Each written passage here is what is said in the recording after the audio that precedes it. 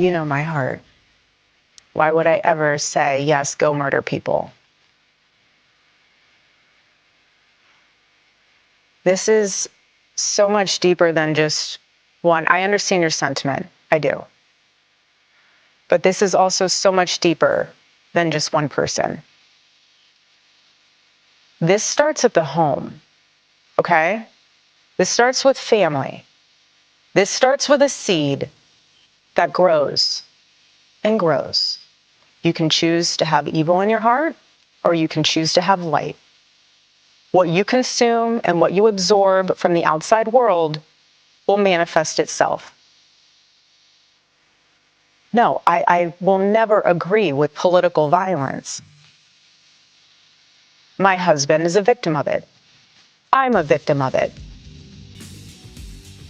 But what I'm trying to say here is that we can blame everyone else. We have to look in the mirror. When you become a father, when you become a mother, how are you raising your kids? Erika Kirk's town hall, platformed by the billionaire family, the Ellisons and Bari Weiss, was a dud on CBS. However, Erika Kirk knew Trump before she knew Charlie. She actually won Trump's Miss Arizona pageant. Her parents are both from military intelligence family. Her dad did Raytheon arms deals with Israel, probably unrelated. And Erika Kirk was part of running an orphanage in Romania where children went missing. Enough children for Romania to permanently ban the orphanage and permanently ban Erika Kirk. Do you know how f***ed up you gotta be to get banned in Romania? Andrew Tate is the mayor there. You really gotta push some boundaries. rightfully, many comedians would weigh in, like Sammy Obeid. Are you taking responsibility, or are you giving them a device and saying, go down that rabbit hole? I'm trying to go to Pilates class. You can just sit in the corner and look at your iPad or look at your phone and go down that rabbit hole and see what you can learn from that instead of being a parent. So my call to action from that is, parents, step up. Do you want your kid to be a thought leader or an assassin? That's where we're at. Do you think our political leaders have a responsibility to turn the temperature down right now? Well, I think everyone has a responsibility to do that, and I'm doing my part. I'm not in control of other people. Remarkable stuff. Erika Kirk rails against moms going to Pilates and not raising their kids, while she's done every show under the sun. Quite ironic. Mind you, this is when Epstein was still active, so I'll let you connect the dots. By the way, I'm not suicidal. For the record, I am quite happy, okay? You heard it here. But the weirdest thing about Erika Kirk, she met Charlie Kirk, not on Christian Mingle. She went in to interview at his company, Turning Point USA. He said that he fell in love right away. Now, 4 years later, he's dead. And she has now inherited Turning Point USA. She's doing podcasts on it, too. Like, I'm so excited. Like, to my future wife, please wait 2 months after I die before doing a podcast. 3 months if it's my own. Come on. When you look at how fast she moved on, and then you look at how it started and how it ended, how it started was not romance. How it started was her going in for a job, and how it ended was her getting a promotion. So I'm just saying. It was probably Tyler.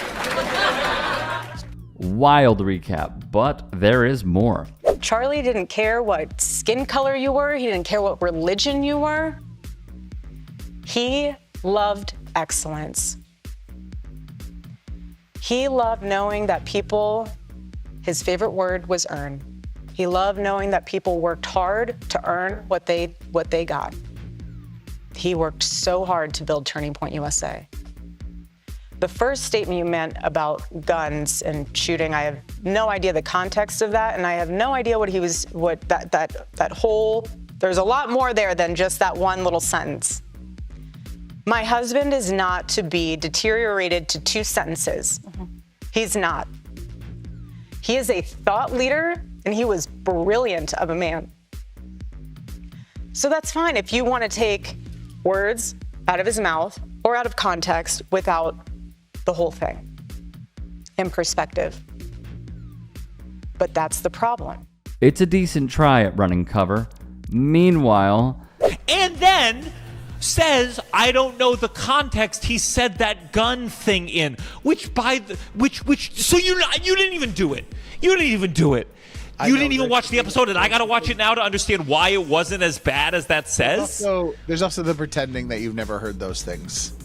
Like when she was asking and she's like being like, you're like, she does this face for her. She goes, stop, you've known. They prepped you on this question and they prepped you on not to give an answer, and it's fine. Grief is whatever. Someone dies, of course they feel grief, but it's just the moment it's used to then spread a propaganda. It's like, well, you have to treat it. You have to treat it purely as the propaganda that it is. Yeah. You know, I don't know if when Erika, you know, comes on stage and like has her one tear, how much is, of course, that she lost someone? How much is she's connecting to some other thing or doing a full acting exercise? It can be real and really be used to like. But it is. But it is very. There's no different than an actor. Like being like, it's not. Oh, I have a real thing. I can use it, and I know it'll make me get to the moment that I need to achieve in this performance. So I'll use it. Gianmarco Cerezi and Russell Daniels also weighed in on the debacle that CBS aired. What I don't want to have happen is women, young women in the city, look to the government as a solution to put off having a family or a marriage because you're relying on the government to support you instead of being united with the husband where you can support yourself and your husband can support, and you can guys all combine together. But I just find it so ironic and so interesting that a heavy percentage of the individuals that voted for him were female. Just an insane thing to say. Because you actually allow yourself to be afforded all of the luxuries of all of the civil rights fight that the suffragettes and other women fought for you to be able to be a full-time working mother, to be the CEO of a company. You just weaponize your gender to rubes so that you can grift off of them. And for you to sit there and know enough and to be smart enough that if you were dressed in your lace Tammy Faye Baker outfit with tarantula eyes and, you know, the big bouffant evangelical hair, that you couldn't stroll up to the New York Times and sit down and be taken seriously. Likewise, you know, if you showed up dressed like that to the big Bible thumping Turning Point places and you didn't weaponize, oh, I'm a dingy blonde. I was raised by misogynists. This is my role to look like a bimbo and wrap my hair and wear my big eyelashes. You are an opportunistic grifter who weaponizes your gender to demean women. And you are a walking, talking, breathing example as to why nobody, number one, wants to be a Christian, and number two, wants to be a female hypocrite such as yourself. Your language, your organization makes women less safe. The I've Had It ladies took a tour in a must-watch piece. We'll link down below for the full recap on that.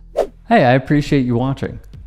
Now, if you can, please do become a channel member by going to youtube.com/tytsports and clicking the join button. If that's too much for you, you can just go to tyt.com/join to become a member. It helps all of us out here at the Young Turks and keeps our network afloat. In addition, you could follow me on my socials on Twitter, Instagram, and TikTok. Appreciate the love. Have a great day.